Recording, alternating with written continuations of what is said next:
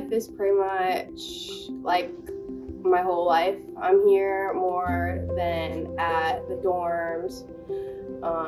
I'm here more than I am at work. Like, I'm just always here, and it's a very fun environment. I get to hang out with my friends while also doing my work. And yeah, pretty much where I am 24/7. So the work is super hands-on. I can't do any of the work really at my house or anything like that. I do all my work in the studio. I spend a lot of time on it, especially close to finals week. Like this past finals week was like, I would say probably about like 19-hour days, but it's just like you're always building something, whether you're using the wood shop or drawing or doing something else. You're always building something, so. My classes at Handley Hall are definitely different than any other class that I've ever taken. They're just very interactive. Like every single class is, usually we're pinning something up on the wall, looking at our work, talking about the work. Every class is like, it's like a studio, but like you can just get feedback constantly. It's very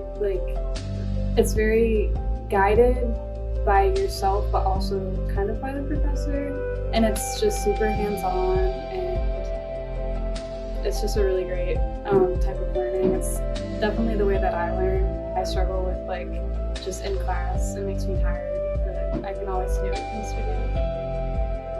One of my favorite parts is definitely being able to talk to the upper years and just being able to just go up a couple floors and get their opinions, or even if I just need a break, there's always people here for me to talk to. Sometimes I'm here for like over 12 hours a day, and just going and be able to talk to someone whenever is really nice. Also, just like all the different spaces here are really nice, because if I don't feel like doing work at my desk, I can go sit on the couch and do my work. So it's very nice having people and like lots of area to do my work. Well, I think there's a lot of things. I think though a big part of it is process.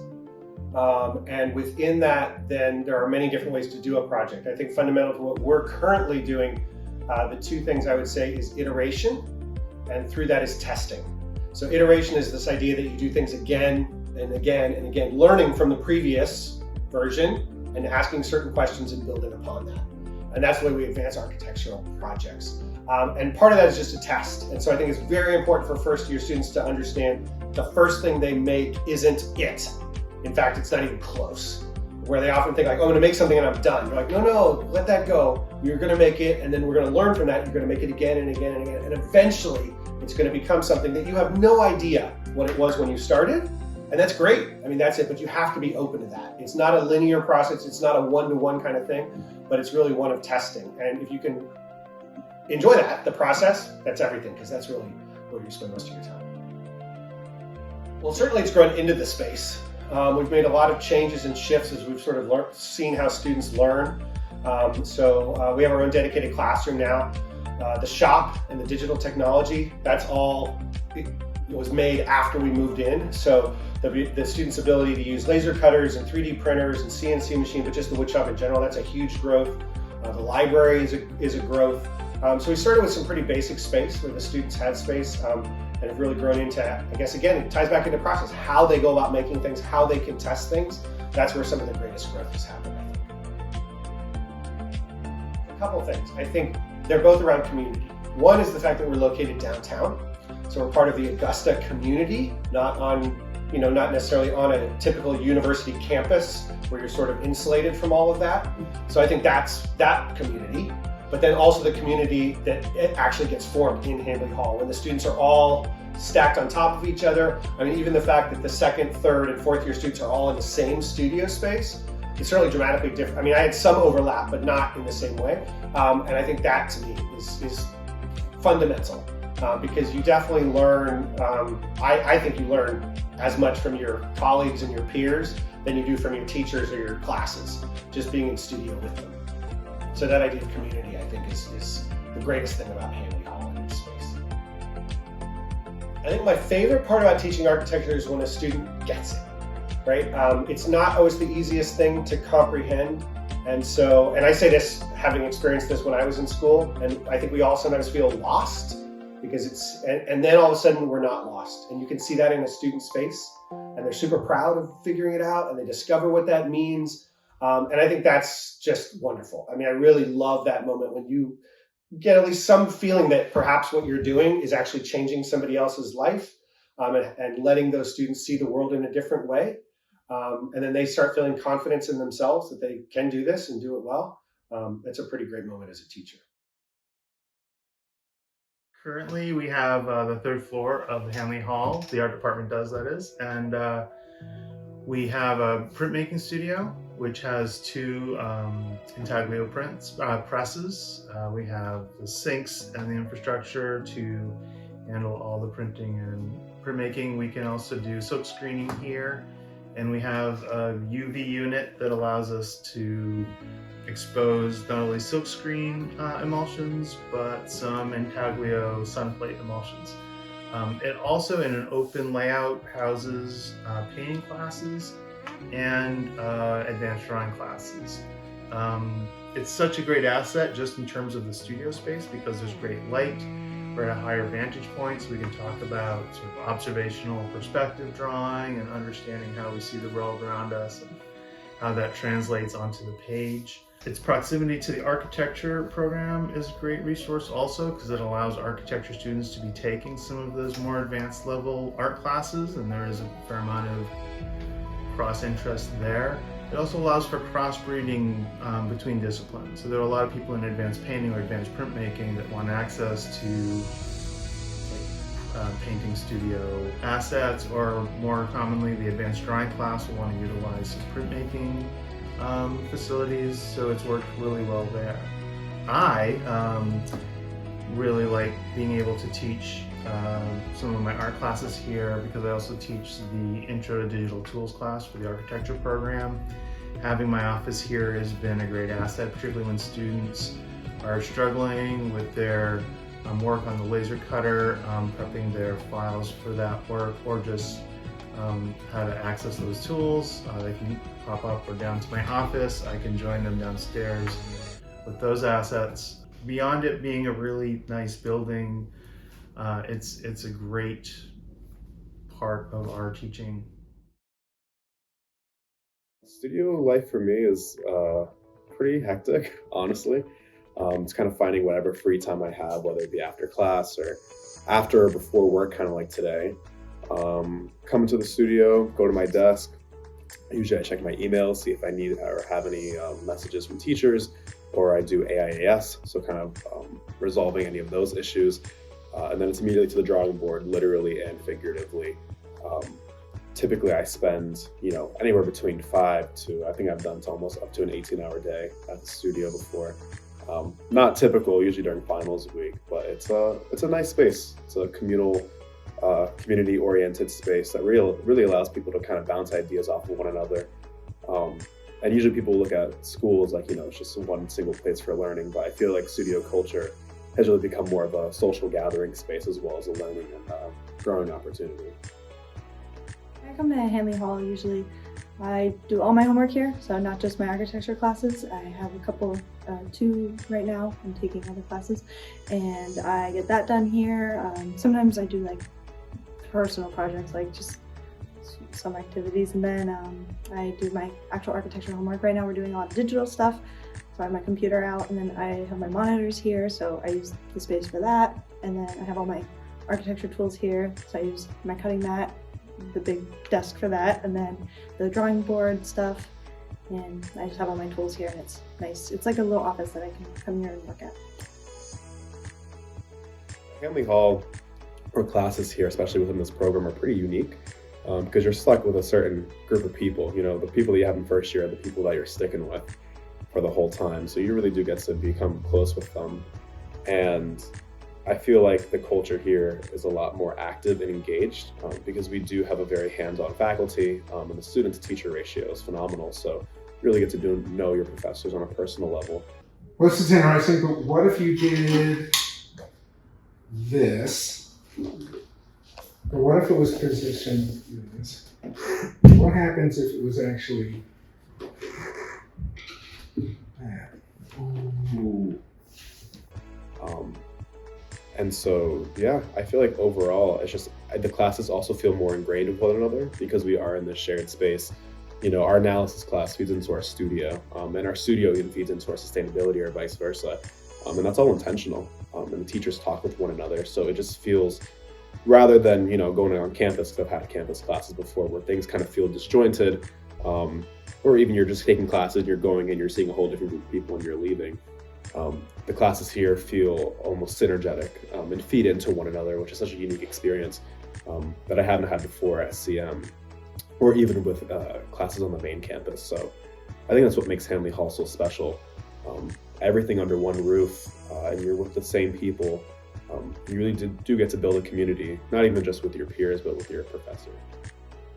It's from the physical to the digital. I mean, I really loved how in first year, they really limited us to just having this stencil work and, the really emphasis on craftsmanship when it comes to line weights especially. Kind of teaches us the foundational elements of how to convey an idea through paper. And they thoughtfully build on that in our first semester. I mean, for the first half of our library project, everything was still drawn by hand. Plans, sections, kind of ideas, even our T diagrams.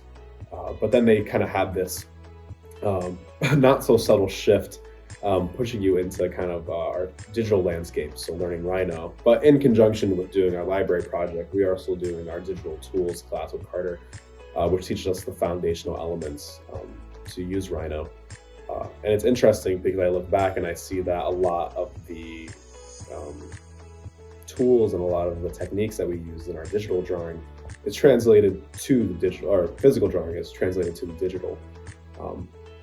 So it's really thoughtfully done, but I would say that's our biggest, our transition is going far away from trace paper and more into Rhino and Lumion and rendering, and definitely more in formatting and graphical integrity. That's a big one for sure. Figuring out what our design style is. I feel like everyone has kind of like, in their own way, developed a style where when they pin up, exactly whose work it is, which is pretty cool.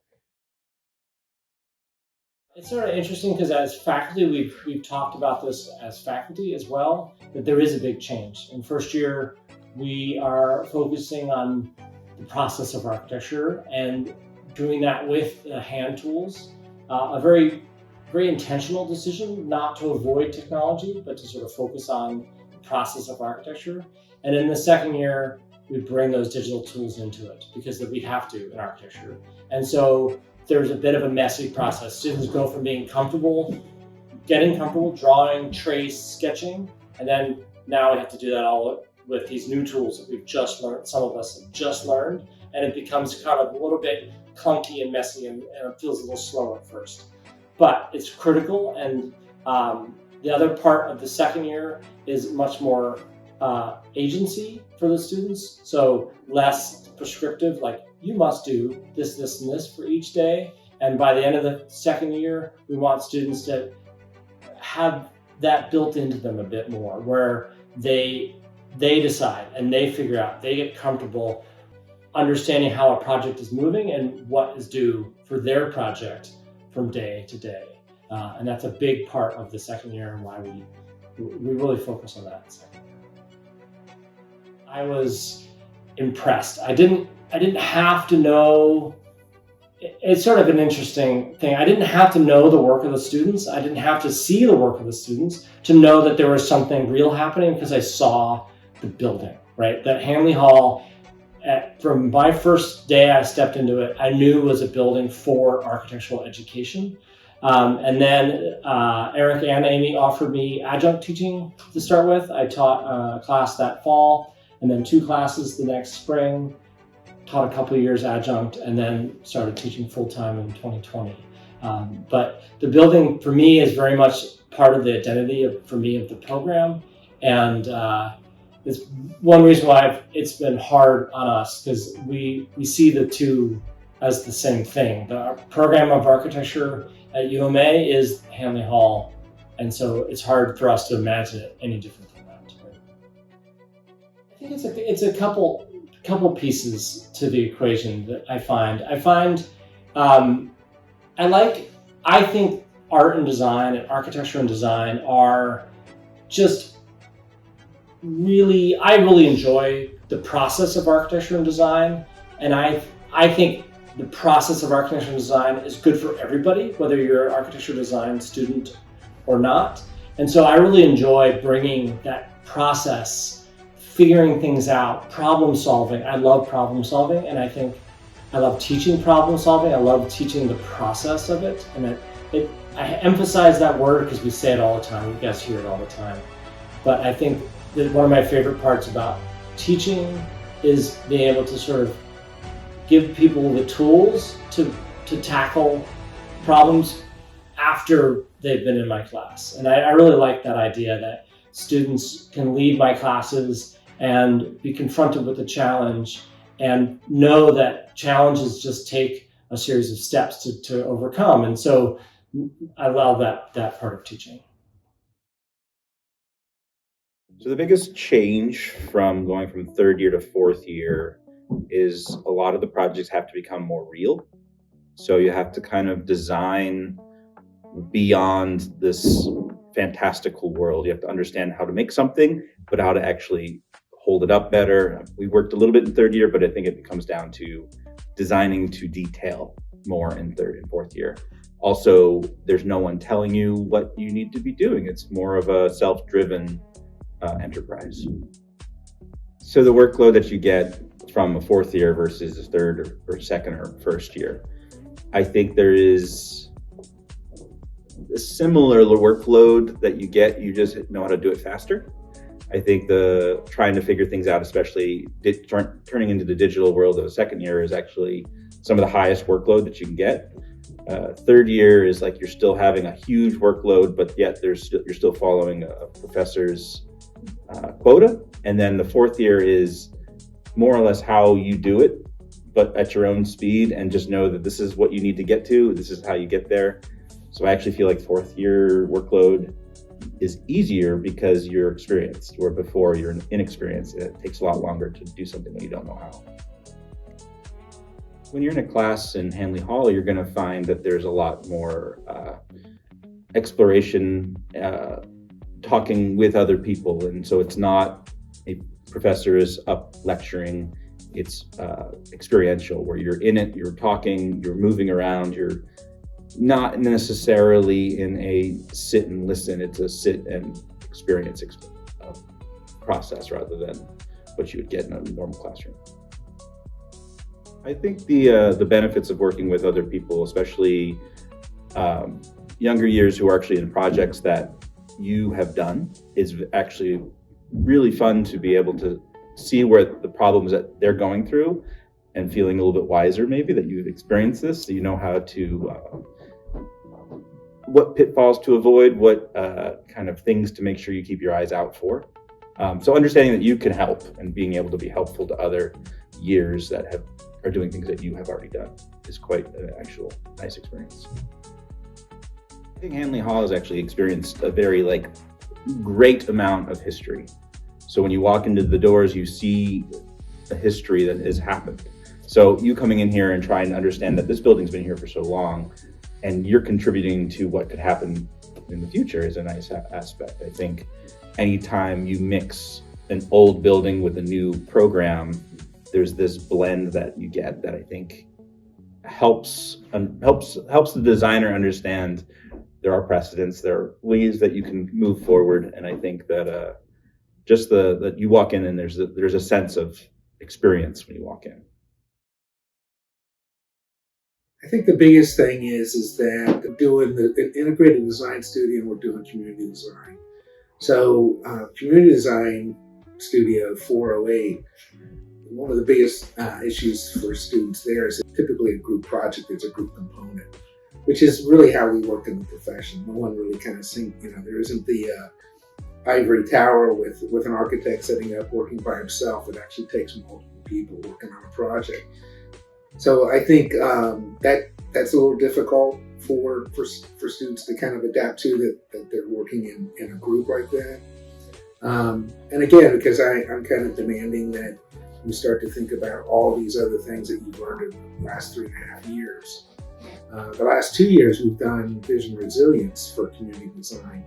And we're basically doing graduate level work in that class.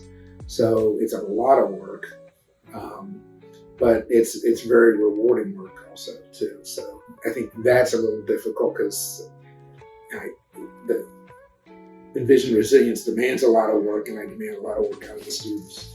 So that's always a little tough. So and I kind of community design's different because we have community partners, and you as a student, as a group, determine sort of what their needs are and what you're going to design, and I think the students have a little difficulty with how I teach that, which is, hey, I'm really not giving you the project. You're looking at the community partner determining the project yourself. So it's a different type of studio. So it's to a certain point a little bit more relaxed because there isn't like hard to find things, because the students who are working with these community partners, and they're developing what that's going to be. So it's a little different, a different approach to architecture and education.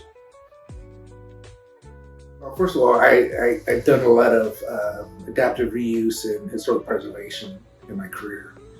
And one of the things that attracted me to UMA and to their program was Handley Hall and its sort of urban setting and the fact that it's on the National Register. And it's a perfect example of how you can take an existing building and use it for a different purpose than it was ever originally designed for. I mean, this building was originally a newspaper building for the Kennebec Journal. And, some point back in the 70s and 80s, it was Key Bank, and now it's an educational facility with classrooms and studios and pinup spaces and things like that. So I think it's a perfect sort of example for students to kind of see how you can use a historic building and reuse it and move that building up. I mean, we become stewards of the building, for one thing, too. And the fact that it's sort of not on campus, but in a downtown setting, I think it gives our students a sort of a feeling of what it is to kind of be in an urban setting. I mean, particularly I think a lot of our students, don't come from big cities or big towns. So this is probably a different experience for many of them. Coming back into the academy like I have, it's allowed me to spend more time doing the research that I want to do the readings that I want to do. I love working with the students. A lot of my peers that from the profession will ask me things like, don't you miss doing all the design work? And I tell them, like, I don't know, I did 10 libraries this semester with 10 students. So there's an opportunity for me to sort of participate in that design process. I enjoy the students. I enjoy the working relationship that I have with the other faculty members. There's no egos in our department. It's an opportunity to sit down and mentor young designers into the profession and get them excited. I get excited when they get excited, and that's one of the biggest things that I like about. Having the woodshop right here integrated with the rest of the department is really handy for the students because they can just immediately come down, even if it's not for an assignment, but just to workshop something or brainstorm, or if they just need to make a quick cut. And then also there are times of the year where built right into the syllabus that the whole class will come down, and they don't have to travel to campus, and we do have space for the whole class to be able to work. So when, for example, when Carter's teaching his plaster project that happens here, they have the big work tables that they can work on. So it's really just like, I think about the flow of being able to go from your crit space or your workspace or your desk right down to the shop to work on something like that. It's really good for the students. We have gotten quite a bit of new equipment since I've been here. One of the biggest things is we got a really big upgrade to the table saw. We did have just like a smaller job site saw. Now we have like the professional saw. We've continued to add more digital fabrication equipment too, and expand the curriculum to include that stuff. So 3D printers, doing more with a CNC machine. When we knew that we wanted a wood shop here, we spent quite a bit of money overhauling this floor, installing HVAC and dust collection and everything, so that all the tools could work. There's high voltage power lines for the bigger power tools. The way that the shop works day to day is I'm here, the shop supervisor, 3 days a week, and then we have a student monitor that's also here 2 days a week. So it's open about 40 hours, and we shift our hours towards the evening so that students can complete their studio work in the morning, and then they still have a full 8 hours of shop time available to them every day. The sliding compound miter saw that we have is great for cutting long lengths up into shorter lengths. That's pretty much what we use it for most of the time. The bandsaw is used quite a bit. It's a really handy tool for a lot of more intricate cuts and stuff that you couldn't necessarily do on the table saw. It's also, I think, one of the easier tools for students to understand, so it feels kind of straightforward for people who don't have a lot of power tool experience to kind of jump right on and start making those safer cuts that the bandsaw allows. Table saw is really the heart of any wood shop, and ours is pretty much the industry standard, the saw stop. We do everything on that. We cut up a lot of plywood. We do panels. We do miter cuts, joints, everything that a table saw needs. We sometimes build jigs for specialty cuts. We do a lot of framing, cutting mat board. It can cut so many different materials. So the belt sander that we have has 2 grits on it, a finer and a coarser grit, and together they let you really hone in on those final details of your project and get a good finish on everything. The 3D printers have really become a lot more important, I think, in the last few years. When I started here, it was about 5 years ago, and we didn't really have any 3D printers. There was a couple students that were interested. Not everybody necessarily saw the place of the 3D printers in the program, but now that they're here, they're getting used more and more and more, in every class. There's even, assignments in the curriculum now that, basically require you to 3D print something. They're great for, rapid prototyping, quickly iterating on ideas and getting something tangible that you can look at so that you can start to do circulations or just massing. Our CNC machine is a 2-foot by 3-foot model, and it's really become kind of the keystone of the second year studio class when they've been designing a library all semester, and then this moment happens where they have to design a chair that goes into that library, and they get to build that chair at full scale on the CNC. And I think it's something that a lot of students have expressed that they really like seeing something, tangible at full scale. And it also leads into more of those digital tools that start to become part of your expertise as you go through the program. The laser cutter probably gets more of a workout than any other tool in the shop. The laser cutter has its own calendar, and people are always competing for time on it, especially around the end of the semester. Practically every single model you see in this building at one point will have had the laser cutter involved.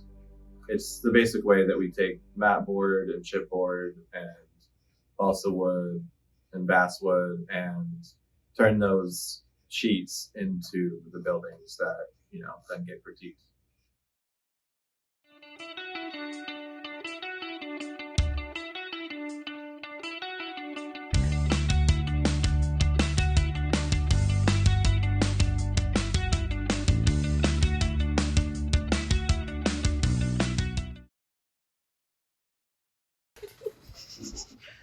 Wow. All right. Position isn't necessary. Action. How does Handley Hall currently support or improve the art program? You click that When I after walk you to after you talk. say action. I did. Well, no, that's what you're supposed to do. Action.